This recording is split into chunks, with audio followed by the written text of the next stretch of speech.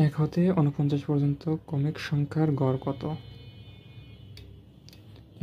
এই ধরনের অঙ্ক করতে হলে এই সূত্রটি মনে রাখতে হবে। প্রথম পদ যোগ শেষ পদ ডিভাইড বাই 2। তাহলে 1 হতে 49 পর্যন্ত, তাহলে 1 2 3 ডট ডট ডট ডট 49।